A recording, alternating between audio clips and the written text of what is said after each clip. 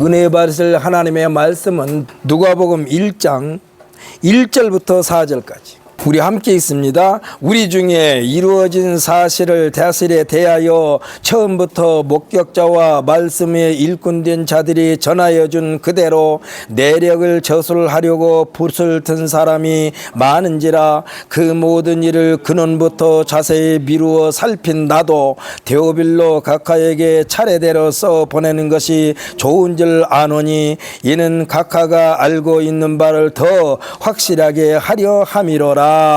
아멘. 할렐루야. 오늘도 하나님은 놀라운 은혜가 우리에게 임할 줄 믿으시기를 예수님의 이름으로 축복합니다.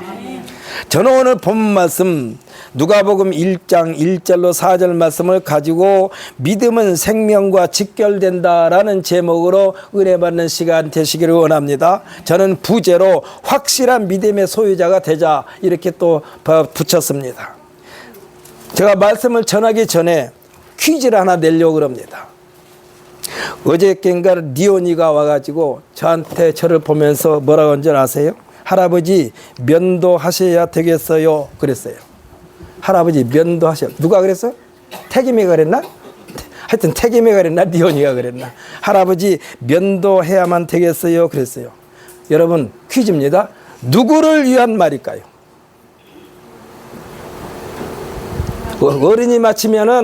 어른이 맞히면 제가 우산 하나 드리고 어린아이가 맞히면은 제가 5,000원 줄게요.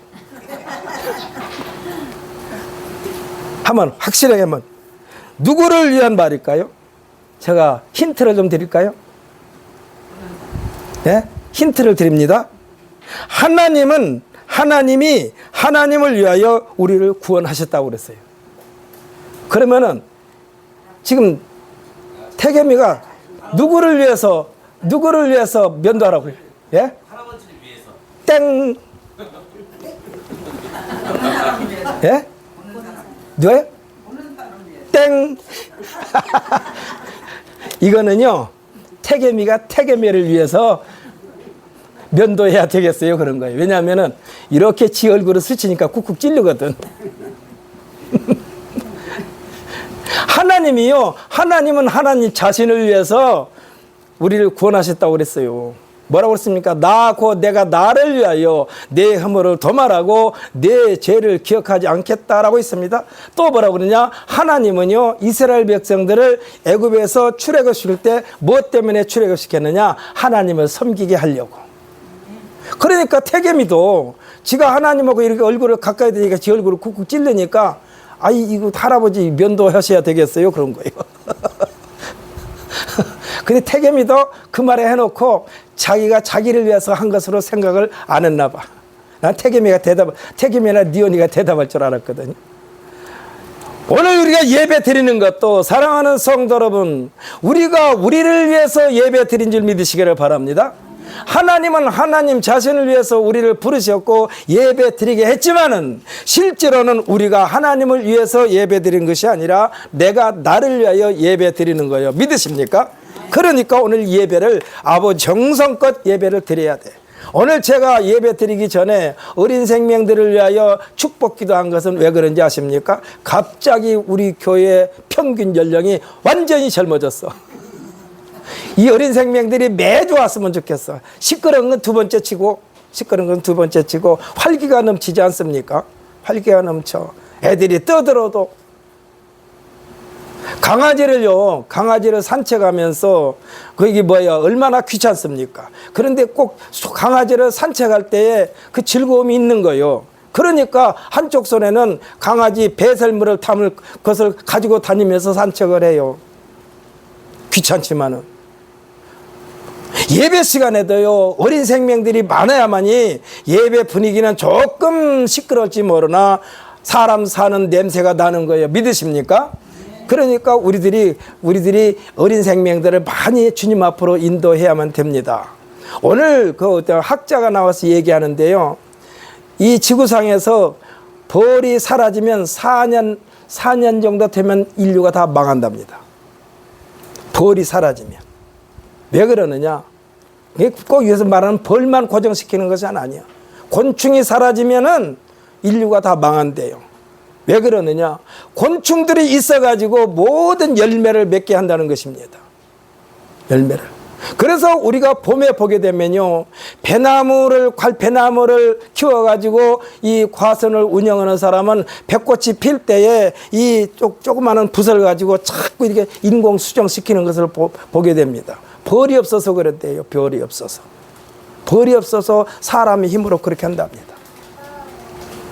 그만큼 우리 곤충들은 우리가 무서워해야 할 것이 아니고 같이 사는 것이 곤충이요. 모든 것이요, 하나님께서 만들어 놓으셨는데 인류가 이렇게 하나씩 발전시킨다고 하면서 파괴시킴으로써 결국은 어떤 분이 그러더래요. 몇 년 전에 코로나 때문에 온 지구촌이 떠들썩했잖아요. 이거 자연이 화내는 거래, 사람한테. 자연이 사람에게 화낸 것이다.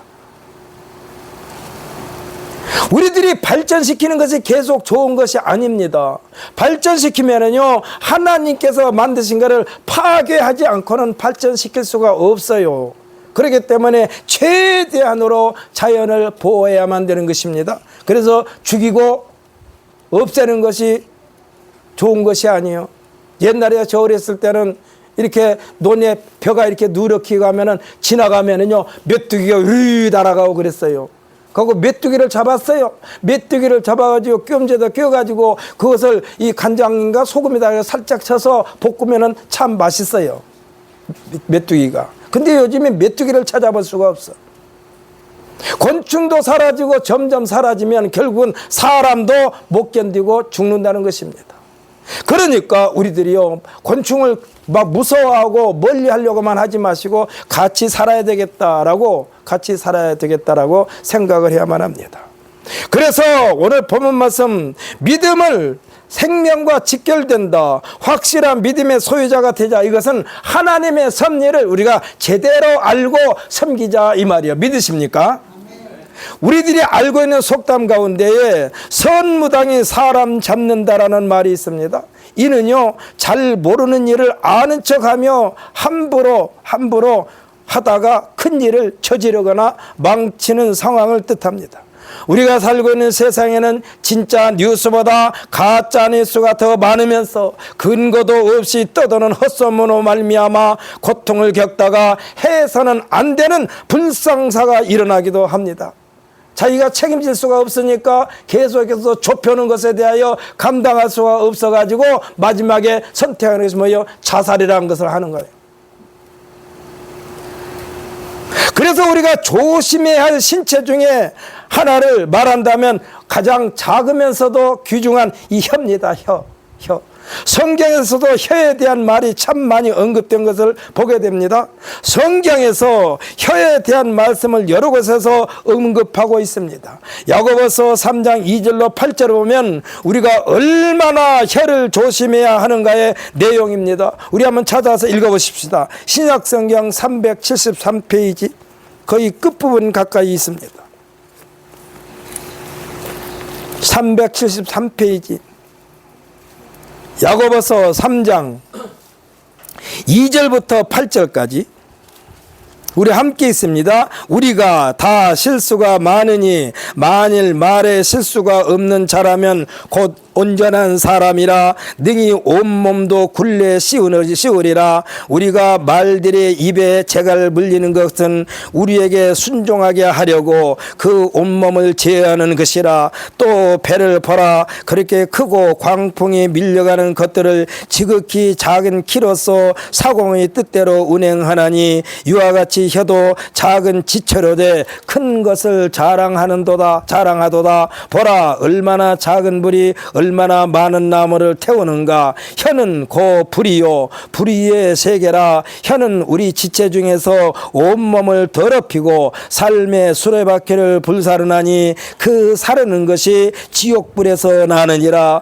여러 종류의 짐승과 새와 벌레와 바다의 생물은 다 사람이 길들일 수 있고 길들여 왔거니와 혀는 능히 길들일 사람이 없나니 쉬지 아니하는 악이요 죽이는 독이 가득한 것이라. 아멘. 할렐루야.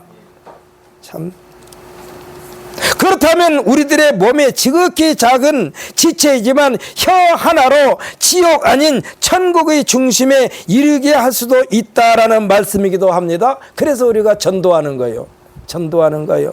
여러분, 전도할 때예요. 아니면은 전도할 때에 살살 달래는 것으로만 의해서 전도가 되는 게 아니요. 흔히 하는 말로 애들이 지금 막 위험한 것으로 기어가고 있는데 얘야 가지 마라 이렇게 한다고 안 갑니까? 큰 소리로 지르면서 얼굴에는 거의 막 이 푸르락 하는 얼굴 표정으로 자식들을 부릅니다. 얘야 거기 가면 안 돼, 큰일 나 가지고 정 안 되면 쫓아가서 맞기도 합니다. 우리가 전도할 때도요, 어떻게 보면 이와 같은 방법으로 전도를 해야 돼요. 아니야, 너 그대로 가면 죽어, 그대로 가면 멸망해, 정신 차려야 돼, 정신 차려야 돼. 제대로 살자. 우리 제대로 살자. 제대로 살자. 요즘에 막 뜨거워가지고 힘들잖아요. 그런데 엊그저께 강원도에는 80mm 이상의 비가 왔대요. 80mm 이상. 조그만 땅덩어리지만 80mm, 하루에 80mm면 작은 것이 아닙니다. 많이 온 거예요. 하루에 80mm, 90몇 mm 이렇게 온 데가 강원도예요. 이게 하나님께서 하시는 일이야. 하나님께서 하시는 일에 대하여 우리들이 정신을 차려야만 됩니다. 우리의 매사의 순간순간 하나님을 시인하고 고백하는 삶이 되시기를 예수님의 이름으로 축복합니다. 그래야만이 우리가 하나님 말씀에 순종하게 되는 거예요.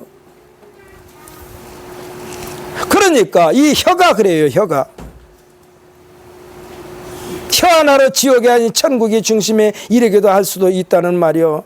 땀 흘려 일하고 물질과 시간 들여 이뤄놓은 공적도 혀에서 나오는 말 한마디로 와르르 무너뜨리기도 합니다.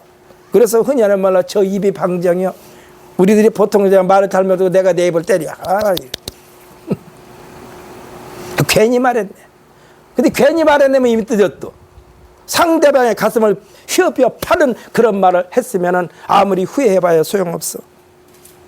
우리들 보통 당신이 없이는 내 인생을 생각할 수 없다라고 말하면서 각별한 관계가 유지되었는데 말 한마디 실수로 말미암아 평생 원수가 될 수도 있습니다. 그래서 말을 들을 때는 귀를 기울이고 잘 들어야 돼요. 잘 들어야 돼. 그리고 새겨 들어야 돼. 새겨들지 않으면은 행동을 엉뚱하게 하게 돼요. 그래서 제가 항상 하는 말이 그렇습니다. 말은 하는 사람 위주가 아니라 듣는 사람 위주로 해야 돼. 그래야 정확히 듣고 정확히 실천하는 거예요. 그것을 인류의 조상 아담과 하와 사이에 그렇게 한 거 아닙니까?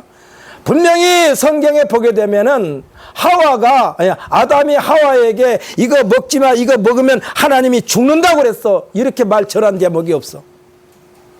전해야 되는데 하나님이 아담에게 이거는 먹지 말아라, 이걸 먹으면 정령 죽으리라, 이건 틀림없이 죽는다라고 그랬으니까 이 말을 정확하게 자기 아내 하와에게 했어야 되는데 하와가 그것을 못 들었어. 그러다 보니까 옆에서 꼬디기니까 그런가 하고 뱀이 아니야, 그러니까 그런가 하고 솔깃하게 그냥 서놓고 따먹고서 나머지 것을 다 뺏겨버린 거예요. 생각해 보십시오. 나에게 100가지 중에 99가지를 주셨어요. 그럼 99가지를 지키기 위하여 우리들이 얼마나 애를 써야만 됩니까? 그런데 한 가지 거기에 욕심 부리다가 99개도 다 뺏겨버린 거예요. 그것이 창세기에 나온 거예요.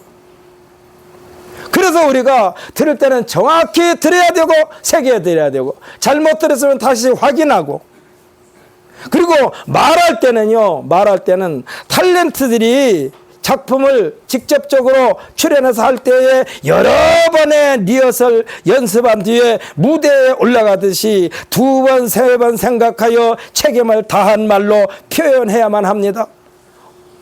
얼마 전에 세상을 떠난 이순재라고 하신 분 계시죠? 90몇 살까지 그분이 제가 알고 있기로는 탤런트 말하자면 연기를 했는데 그분은요 맨 먼저 도착한대요. 맨 먼저 도착해가지고 원고를 읽고 또 읽고 하면서 그것을 자기 몸에 익히고 그 다음에 후배들한테 가르쳐 주기도 하고, 우리들이 생각할 때는 그분에게는 그냥 원고만 줘도 금방 연기가 나올 것 같은데 아니에요. 그렇게 연습을 하는 거예요. 사랑하는 성도 여러분, 우리들이 말 한마디 한마디도 그렇게 중요한 줄 믿으시기를 바랍니다. 아까 우리가 읽었잖아요. 혀 하나로 사람을 죽이기도 하고 살리기도 하고. 잠언서 12장 18절에 보면은 칼로 찌름같이 함부로 말하거니와 지혜로운 자의 혀는 양약과 같으니라 했습니다. 얼마나 우리의 말 한마디가 중요합니까? 잠언서 18장 21절에서는 죽고 사는 것이 혀의 힘에 달렸나니 혀를 사랑하는 자는 혀의 열매로 먹으리라 했습니다. 잠언서 15장 4절에는 뭐라냐? 온순한 혀는 곧 생명나무지만 패역한 혀는 마음을 상하게 하느니라. 참 말이 얼마나 중요한지 몰라요. 그래서 하나님께서 말씀하셨어. 내가 나의 삶을 두고 맹세하노니 내가 하는 말이 내 귀에 들린 대로 행하리라. 여러분, 절대로 부정적인 말 하지 마세요. 부정적인 말을 하면 그거 듣고 하나님께서 부정적인 일을 만드신다니까. 그래서 우리는 긍정적인 말을 해야 돼. 우리가 애들이 조금 속색이더라도 뭐라고 말하느냐? 이 복을 많이 받을 놈아. 복을 많이 받을 놈아.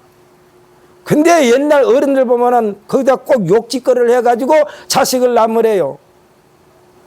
우리는 같은 욕을 해도 야, 이 복을 몽땅 받을 놈아. 잠언서 16장 24절에 보면 선한 말은 꿀송이 같아서 마음에 달고 뼈에 양약이 되느니라. 뼈에 양약이 되느니라. 우리들의 말 한마디 한마디는 생명을 살리기도 하고 죽이기도 한다는 사실을 믿으시기를 바랍니다. 그러므로 오늘 이후부터는 내 자식이 됐든 내 이웃이 됐든 누구에게든지 생명을 살리는 말로 계속해서 진행시켜 나가는 우리 모두가 되시기를 예수님의 이름으로 축복합니다. 오직 했으면 말 한마디로 천냥빛을 갚는단 말도 있잖아요. 말 한마디로. 혀는 내 신체의 일부이지만 생각처럼 브레이크가 작동 안 될 때가 있는지라 혀를 지키기 위한 기도가 반드시 필요합니다. 여러분, 혀를 지키기 위하여 기도해야 돼요. 시편 34편 13절에 보면 뭐라고 하냐? 내 혀를 악에서 금하며 내 입술을 거짓말에서 금할지어다 했습니다. 시편 141편 3절에서는 뭐라냐? 여호와여 내 입 앞에 파수꾼을 세우시고 내 입술의 문을 지키소서라고 했어요. 우리 힘으로 안 되니까 하나님 앞에 기도한 거예요. 시편 기자가. 사랑하는 성도 여러분, 이한 시간에 하나님의 말씀으로 무장하는데 어떻게 무장해야 되겠는가? 순서가 뒤바뀌면 안 돼요. 그래서 하나님의 말씀으로 무장해야 돼. 여러분, 엄마들이 화장할 때에 맨 나중에 하는 화장이 뭡니까? 예? 입술 화장하죠? 맨 나중에. 맨 처음에 입술 화장하고 그 다음에 얼굴 화장한 거 봤어요? 그러면 온 얼굴이 그냥 붉은죽죽한 색깔이 되겠지. 모든 것이 순서가 있어요. 모든 것이 순서가 있어. 그러므로 우리들은 하나님 말씀 우리가 자꾸 묵상하고 마음판에 새기는 것은 하나님께서 기뻐하시는 삶이 어떤 삶인가? 그것은 순서를 지키는 거예요. 그래서 예수님은 말씀하셨습니다. 제자들에게 너희는 먼저 그의 나라와 그의 의를 구하라. 사랑하는 성도, 우리가 매번 하나님 앞에 기도할 때마다 먼저 해야 할 일이 뭐예요? 하나님께 영광 돌리는 거예요. 하나님께 영광 돌려. 하나님께 영광 돌리고 그날 행사가 무엇인가? 대표 기도한 사람들은 꼭 그걸 생각해야만 합니다. 대표 기도한 사람은 오늘 예배를 위해서 기도하는 것이기 때문에 예배 중심에서 우리 모든 성도들이 하나님께 영광 돌리게 하여 주옵소서 하는 기도와 세운 주의 종을 통하여 말씀이 선포되어질 때에 그 말씀이 우리 마음판에 새기게 해달라고 기도하고, 그 다음에 다른 것은 할 필요가 없어요. 대표기도자는 우리 예배 드리는 성도들에게 하나님 복을 내려 주옵소서. 그리고 주의 종을 통하여 말씀이 선포되어질 때에 우리 마음판에 새겨지게 하여 주옵소서. 그리고 예배를 방해하는 어떤 악한 세력도 접근하지 못하게 하옵소서. 이렇게만 기도하면 돼요. 뭐 나라와 민족을 위해서 기도할 때는 개인 기도할 때 하세요. 개인 기도할 때. 나라와 민족을 위해서 기도할 때는 개인이 기도할 때는 그렇게 해도 돼요. 그런데 그날에 나라를 위해서 기도하면서 축복하는 거 아닙니까? 예배는요, 하나님의 복을 받기 위하여 우리가 하나님 앞에 간구하는 거예요. 그래서 이 예배를 위해서만 기도하고 나라와 민족을 위해서 기도하는 것은 개인 기도할 때 해야 돼. 개인 기도. 누구를 위하여 기도한 것도 개인이 기도할 때예요. 그래서 여호와여 내 입 앞에 파수꾼을 세우시고 내 입술의 문을 지키소서. 이것은요, 우리의 입술을 얼마만큼 신중에 신중을 기해야 되겠는가에 대해서 말씀하고 있는 거예요. 골로새서 4장 6절에 보면 너희 말을 항상 은혜 가운데서 소금으로 알맞게 고침처럼 하라. 그리하면 각 사람에게 마땅히 대답할 것을 알리라 했습니다. 인류의 모든 역사는 혀로 시작하여 혀로 끝을 맺는다고 해도 과언이 아닙니다. 우리들은 우리들이 하는 모든 말은 그 누군가에 의하여 녹음되고 있다는 생각을 유지하면서 2번이고 3번이고 생각을 해야만 합니다. 여러분, 당신과 나 둘 사이만 있는 말이 아니에요. 누가 녹음한다니까요. 누가 녹음할까요? 하나님께서 녹음해. 그래서 우리나라 속담이 이런 말이 있어요. 반말은 쥐가 듣고 낱말은 새가 듣는다. 그래서 우리가 매사에 말을 조심해야 돼. 아무렇지 않게 말을 뱉어놓고 상대방은 지금 가슴에 응어리를 만들어 놓고 잘못했다고 해봐야 잘못이 없어지질 않는다니까. 아예 처음부터 잘못 하지 말아야 돼. 말을. 성경은 하나님의 말씀이라 오류가 없습니다. 믿으십니까? 하나님의 말씀은 오류가 없어요. 그래서 그 말씀을 또 읽고 또 읽고 또 먹고 또 먹고 또 먹는 거예요. 성경에서 하나님의 말씀에 대하여 모든 지각에 뛰어나신 하나님이라고 그랬습니다. 여기서 모든 지각에 뛰어난다는 것은 하나님의 생각은 흠이 없다는 뜻이요. 예수님은 하나님에 대하여 온전하심이라고 표현했습니다. 온전하심, 퍼펙트, 나무랄 데가 없다. 그러기에 우리들이 하나님 앞에 나올 때 준비할 것이 꼭 있습니다. 여러분, 이걸 내가 가지고 온 원고에 대하여, 그러니까 기도, 여기서 말하는 원고는 종이를 말하는 것이 아니요, 내가 가지고 온 원고에 대하여 고쳐야 되는 지우개와 다시 받아 적어야 되는 필기 도구가 꼭 필요해요. 기도할 때는. 기도할 때도 이와 같은 마음으로 제단 앞에 나와야만 됩니다. 내 고집대로 앙탈을 부린다면 하나님께서 그 인생에 대하여 개입하실 수가 없어요. 우리들이 계획을 세웁니다. 하나님이 이렇게 계획을 세워서 하려고 그럽니다. 하나님 도와주옵소서. 그러면 하나님께서 그래 도와줄게 하는 것은 평안인 줄 믿으시기를 바랍니다. 평안이요. 그런데 기도를 내가 하나님 앞에 했는데 어딘가 모르게 꺼림직하든지 무겁다든지 그러면 내 기도를 고쳐야 된다는 얘기야. 그래서 하나님 앞에 그렇게 기도하고 더 시간이 흐르기 전에 하나님께서 나에게 평안을 주시지 않았다면 다시 그것을 평안을 주실 때까지 다시 고쳐서 기도할 수 있는 우리 모두가 되시기를 예수님의 이름으로 축복합니다. 물론 이 대표기도 하는 사람들은 원고에 써가지고 하는 게 좋죠. 우리 교회 대표기도 하신 분들은 참 그게 좋은 것 같아요. 오늘 본문의 제자인 누가는 예수님의 제자도 아닙니다. 사복음서의 집필자 중에 가장 학식이 뛰어난 사람이라고 할 수 있는 이 누가는요, 이방인이요. 누가는 의사 출신입니다. 누가복음을 인거라면 드라마를 연상케 합니다. 현장감이 넘칩니다. 그리고 확신에 찬 복음을 전하려고 노력했다라고 말씀하고 있지 않습니까? 지금 누구에게 확신을 갖고 전한다고 했습니까? 3절에서 언급한 데오빌로 각하라고 그랬습니다. 이 사람은 높은 권력자이거나 아니면은 많은 사람들로부터 존경받으면서 복음에 대하여 좀 더 깊고 세밀하게 알기를 원하는 사람임에 틀림없습니다. 그래서 누가는 이 데오빌로에게 정성을 다하여 성실하게 누가복음을 전하여야 되겠다는 각오로 집필한 것입니다. 데오빌로라는 뜻은 하나님이 사랑하는 자 또는 하나님을 사랑하는 자의 뜻입니다. 어찌됐건 하나님과 관련된 사람인 것은 분명합니다. 누가가 이방인인 것처럼 데오빌로도 이방인이면서 성경에 대한 해박한 지식의 소유자였을 것입니다. 그는 구약 성경에 대한 역사의식이 있었던 데오빌로. 이 데오빌로는 그리스도인 예수님에 대하여 더 깊이 더 확실하게 알고 싶었던 인물이요. 사랑하는 성도 여러분, 여러분이 성경 읽을 때에 하나님에 대하여 더 깊이 알기 위하여 하나님의 말씀을 읽으시기를 예수님의 이름으로 축복합니다.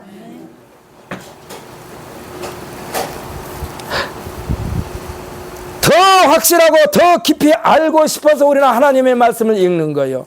사랑하는 성도, 우리는 하나님에 대하여 특히 그리스도이신 예수님에 대하여 대충 아는 것으로 만족해서는 절대로 안 됩니다. 여러분, 대충 알면 안 된다니까. 대충 아는 것으로 말미암아 사람을 힘들게 만들고 영적으로 병들게 만들어요. 대충 알고 있는 것으로 초신자를 실족시키기도 해요. 우리는 대충 알지 말고 정확하게 아는 우리 모두가 되시기를 예수님의 이름으로 축복합니다. 그러니까 대충 아는 것으로 하게 되면요, 제가 서두에서 말씀드린 것처럼 선무당 같은 존재가 되는 거예요. 선무당. 이 선무당이 진짜처럼 행세하다가 개망신당하는 장면이 사도행전 19장 11절로 20절에 기록된 것을 보게 되는데, 이것도 한번 찾아서 읽어보십시다. 신약성경 221페이지.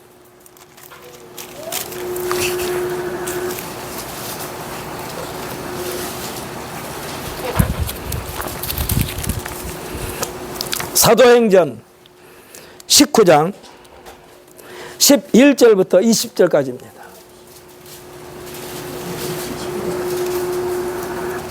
사도행전 19장 11절부터 20절까지 우리 함께 있습니다. 하나님이 바울의 손으로 놀라운 능력을 행하게 하시니 심지어 사람들이 바울의 몸에서 손수건이나 앞치마를 가져다가 병든 사람에게 얹으면 그 병이 떠나고 악기도 나가더라. 이에 돌아다니며 마술하는 어떤 유대인들이 시험 삼아 악기 들린 자들에게 주 예수의 이름을 불러 말하되 내가 바울이 전파하는 예수를 의지하여 너에게 명하노라 하더라. 유대인의 한 제사장 스게와와 7 아들도 이를 행하더니 악기가 대답하여 이르되 내가 예수도 알고 바울도 알거니와 너희는 누구냐 하며 악기 들린 사람이 그들에게 뛰어올라 눌러 이기니 그들이 상하여 벗은 몸으로 그 집에서 도망하는지라. 에베소에 사는 유대인과 헬라인들이 다 이 일을 알고 두려워하며 주 예수의 이름을 높이고 믿는 사람들이 많이 와서 자복하여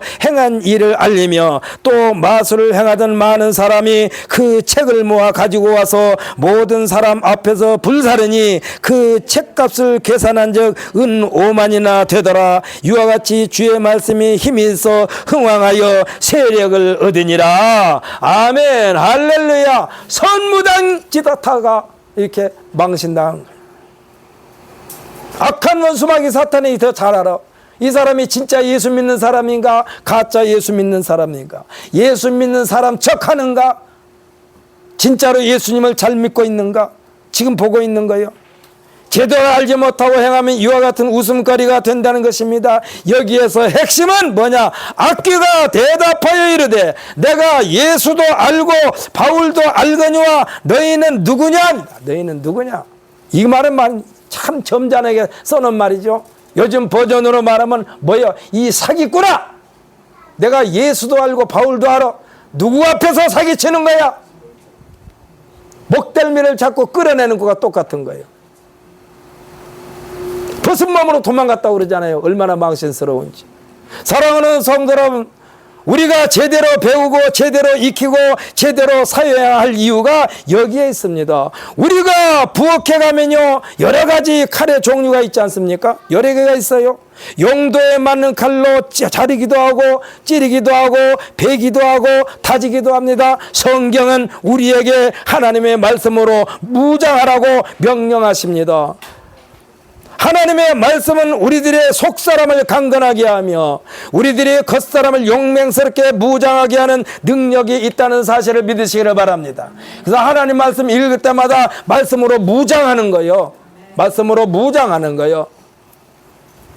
그래서 우리가 하나님의 말씀으로 완전 무장해야 돼. 하나님 말씀으로 무장하지 않으니까, 하나님의 말씀을 제대로 알지 못하니까 유명한 우리나라에서 최고 큰 교회를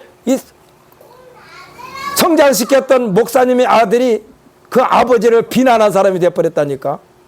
이거요 보통 문제가 아니요. 보통 문제가 아니요. 이 사람이 만약에 아버지 설교야 조금 이렇게 오류가 있을 수도 있어요. 그러나 성경 말씀을 그가 정확하게 마음판에 새겼다면 아버지를 비난할 수가 없죠. 아버지. 사랑하는 성도 여러분, 제가 여러분에게 말씀드리는 것도 그렇습니다. 여기서 있는 이종거리는요 수억 분의 1도 안 가지고 지금 하나님의 말씀을 전해요. 그러나 여러분은 하나님의 말씀을 늘 마음판에 간직하여 똑바른 올바른 신앙의 소유자가 되시기를 예수님의 이름으로 축복합니다. 그래야만이 겉사람이 용맹스럽게 무장하게 되는 거예요. 우리는 아는 것만큼 실제 생활 속에서 적용시켜 나가게 되어 있습니다. 누가는 데오빌로에게 어떠한 명령과 부탁을 받았는지에 대한 내용이 구체적으로 나와 있지는 않습니다만, 하나님을 믿는 자였지만 제대로 알고 믿어야 했기에 당시에 예수로 말미암아 유대인의 세계에서 혁명적인 대전황이 일어난 것에 대하여 궁금증에 있었던 만큼은 분명합니다. 누가? 데오빌로. 데오빌로가 하나님을 믿고 있었던 거예요. 그런데 예수로 말미암은 하나님이 아니라 이 사람은 구약성경 율법과 계명에 의하여 믿었던 사람이 데오빌로였던 것입니다. 그래서 이 예수님에 대해 알고 싶었던 거예요. 이에 대하여 누가도 같은 생각이었기에 3절에서 뭐라고 그랬습니까? 그 모든 일을 근원부터 자세히 미루어 살핀 내용을 데오빌로와 함께 공유한 것이라고 할 수가 있습니다. 예수님께서는 침례요한과 함께 당시의 사회 전반에 다시 새롭게 시작할 것을 선포한 내용이 회개를 촉구한 것에서부터 비롯된 것이라고 할 수가 있습니다. 잘못된 것에 대한 지적에 대하여 수용할 생각이 전혀 없는 서기관과 바리새인들에게 너희가 너희 믿음과 생각을 바꾸지 않게 되면 화가 임하게 될 것이라고 경고한 내용이 마태복음 23장에 무려 7번이나 강조되고 있다는 사실을 믿으시기를 바랍니다. 누가나 데오빌로가 생각할 때 도대체 어디서부터 잘못되었는가? 그러니까 회개하라 천국에 가까우느냐 하는데 도대체 어디서부터 잘못되었는가? 무엇을 회개하란 말인가?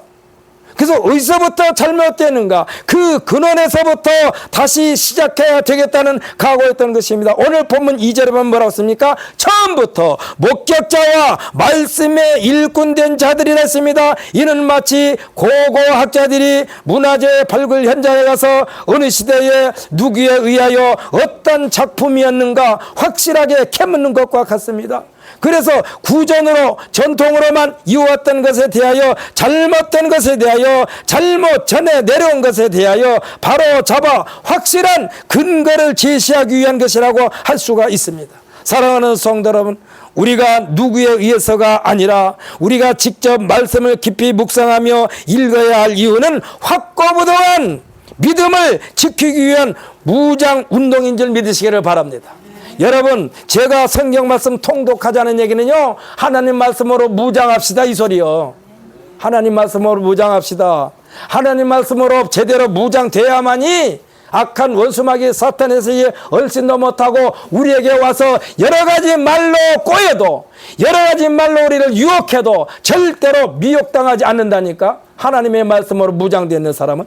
그런데 어정쩡하게 알고 있으면요, 이것을 차고 들어와요. 누가?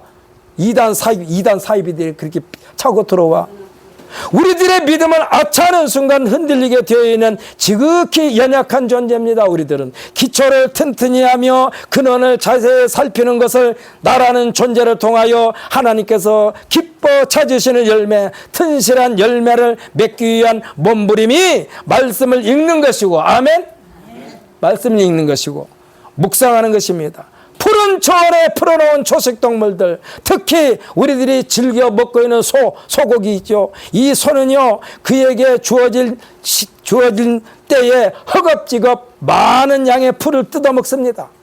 네, 이때가 기회니까 막 뜯어먹어요. 배가 불룩 튀어나오게 먹습니다. 그리고는 이제 집으로 돌아오게 소를 몰고 오게 되면, 그리고는 이후에 계속해서 집에 오는 동안에 입을 움직여요. 소는 왜 움직일까요? 그 무엇인가를 입에서 씹는 것을 우리가 보게 됩니다. 이것을 우리들이 되새김한다고 그런 거예요. 되새김?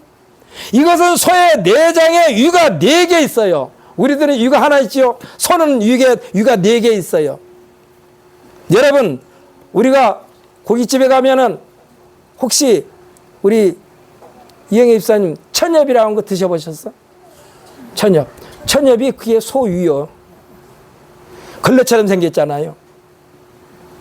걸레처럼 생겼어. 천엽. 그게 소위야. 근데 그것을 사람들이 즐겨 먹어요. 그게 말하자면 이 풀 같은 거를 소화시키는 벌집이라서 벌집처럼 생겼어요. 맨 처음에 흙 위에는 무조건 막 집어넣어요. 뜯어서 집어넣기만 해.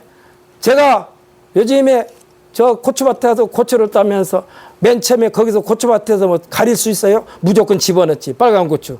잎도 들어있고 약간 벌레먹은 것도 들어있고 막 집어넣어요. 집에 와가지고 골라서 버릴 건 버리고 말릴 건 말리고 그런 거예요.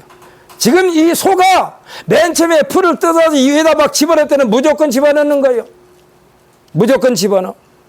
그래가지고 오면서 집에 있으면서 누워서 자면서 계속해서 입을 움직입니다. 이것을 되새김한다고 그럽니다. 그래서 흙 위에서 끄집어내서 되새겨서 벌집 위로 집어넣고, 벌집 위에서 또 소화시켜가지고 주름 위로 집어넣고, 주름 위에서 집어넣어가지고 겹주름 위에 집어넣으니까 소의 배설물은요, 여러분 혹시 실험해 보실 수 있으면 실험해 보세요. 소의 배설물은 여러분 집에 가가지고 얼기면서 치면 찌꺼기 하나도 안 나와요. 얼마나 잘게 갈아버렸는지. 그래서 우리가 중동지방에 가면은 그 사람들이 소똥으로 벽을 이렇게 칠하는 거 보셨잖아요. 우리가 TV에서 보면은. 그리고 소똥으로 벽을 칠해요. 그냥 뭐 미장을 하는 거예요, 미장. 얼마나 잘게 소화가 됐는지. 맨 처음에는 흙이라고 하는 위에 가득 채운 풀을 다시 꺼내어 마치 맷돌에다 두부를 만들기 위하여 콩을 가는 것처럼 소가 어금니로 풀을 갈아 두 번째인 벌집 위로 이동시키는 것 같습니다. 우리가 하나님의 말씀을 묵상하는 것은 그거예요. 덥석덥석 읽으세요. 덥석덥석 많이 읽으세요. 그 다음에 그 말씀을 소화시키세요. 이것은 묵상하는 것입니다. 외우는 것입니다. 우리가 하나님의 말씀을 많이 읽으면서 그 읽은 말씀에 대한 묵상은 자꾸 그 말씀을 기억하면서 생활을 통하여 적용시켜 나가는 것이 말씀을 소화시키는 것이고, 잘 소화시킨 말씀이 곧 우리들의 생활 속에서 승리를 이끌게 하는 무기가 되는 줄 믿으시기를 예수님의 이름으로 축복합니다. 잘 소화시켜서 결과가 나오는 것이 뭐예요? 기적이요. 그것이 기적. 기적이 딴 게 아니에요. 우리가 믿은 대로 실천했더니 놀라운 하나님의 기적을 체험하는 것, 이것이 기적이요. 하나님의 말씀을 묵상한 대로 실천할 때에 그 결과가 기적이라는 흔적을 만들어내고, 이 기적을 체험하면서 하나님께 영광을 돌릴 때 믿음의 담대한 장부가 되는 줄 믿으시기를 예수님의 이름으로 축복합니다. 오늘 본문의 저자는 예수님의 제자도 아니에요. 사도 바울 선생과 사도 바울과 동역자이면서 때로는 사도 바울의 견제자가 되었고, 그러니까 사도 바울의 독주를 막아주는 역할도 했습니다. 누가복음에는 예수님의 족보에 대하여 인류의 조상 아담에게까지 거슬러 올라가고 있습니다. 마태복음과 누가복음에 예수님의 족보에 대해서 나옵니다. 마태복음에는 아브라함에서부터 그리스도이신 예수님까지 42대라고 기록되어 있어요. 그런데 누가복음 3장 23절로 38절에는 예수님으로부터 아담까지 더 나아가 사람을 만드신 하나님까지 대수를 기록하고 있는데 그 대수는 77대입니다. 그러니까 예수님부터 하나님까지는 77대요. 근데 예수님께서 아브라함까지는 42대요. 이는 본문 3절에서 말씀해 준 것처럼 근원부터 자세하게 기록된 것인 줄 믿으시기를 바랍니다. 그래서 이 누가복음은 근원부터 자세히 기록한 거예요. 예수님이 중간에 하늘에서 뚝 떨어진 것이 아니라 하나님께로부터 이렇게 쭉 내려오면서 예수님이라는 인물이 세상에 태어난 것에 대하여 기록한 거예요. 우리가 학교에서 과학 시간에 배울 때는요, 진화론에 의하여 어떠한 생명체가 세포의 분열에서 시작되어 진화가 거듭되어 오늘날 인간이 되었다고 배웠지만, 우리는 창조 과학을 믿기 때문에 처음부터 하나님에 의하여 하나님의 모양과 형상대로 만들어진 하나님의 피조물임을 믿으시기를 바랍니다. 아멘. 우리는요, 어디서 이렇게 점점 진화돼 가지고 온 게 아니요. 우리는 처음부터 하나님께서 우리 지금의 모양으로 만드셨어. 믿으십니까? 그러기에 이 질서를 확실하게 하시려고 예수님께서 오셨고, 이 예수님 복음의 핵심이고 주인공이신 그리스도에 대하여 흔들림 없는 생명에 대한 믿음을 누가 자신은 물론이고 데오빌로, 여기에서 데오빌로는요 온 인류를 상징한다고 볼 수가 있어요. 꼭 데오빌로 개인이 아니라. 대답은 4절 끝부분에서 믿고 있습니다. 뭐라고 그러냐? 알고 있는 바를 더 확실하게 하려 함이로라. 사랑하는 성도 여러분, 여기서 있는 이종걸을 통하여 하나님에 대해서 배우고 있습니까? 대답 한번 해보세요. 배우고 있습니까? 예수님에 대해서 배우고 있습니까? 그런데 이것 가지고는 안 된다는 얘기요. 지금 이 4절 끝부분에서 말한 그대로 알고 있는 바를 더 확실하게 알게 하기 위하여 하나님의 말씀을 통독한 줄 믿으시기를 바랍니다. 우리는 모든 성도들은 하나님의 말씀을 통독하면서 심지가 굳은 믿음의 소유자가 되시기를 예수님의 이름으로 축복합니다.